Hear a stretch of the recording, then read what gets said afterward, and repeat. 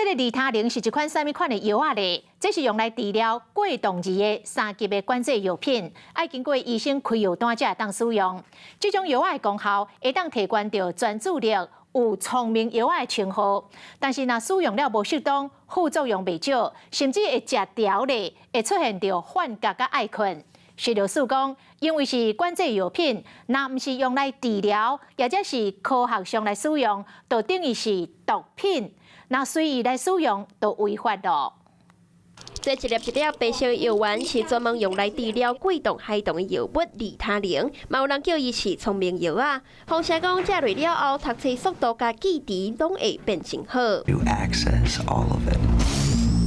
电影《药兵效应》内底男主角食这粒半透明的药了后，变甲真专注，头脑真清楚，搁互伊大趁钱。这个药送互要点，也不过有一好就无两好，副作用嘛袂少。有些民众用了之后，他会有肠胃道不适、头痛，还有失眠等等。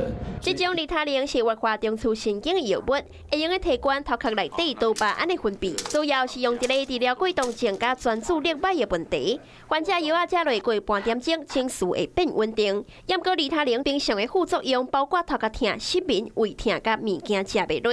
若是食了伤济，佫会出现着幻觉、爱困，甚至是药食甲会掉咧。在我们的专业里面，有些孩子其实是不适合用这个药，像妥瑞氏症，那像他可能是自闭症合并一些情绪障。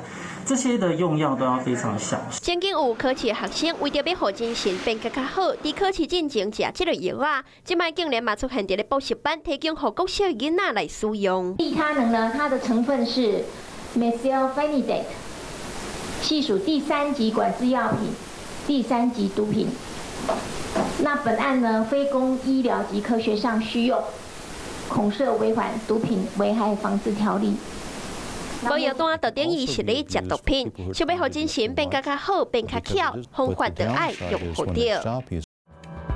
Hello， 我是叶明。想要看到更多更及时的新闻内容，请订阅华视新闻的 YouTube 频道，并且按赞、开启小铃铛。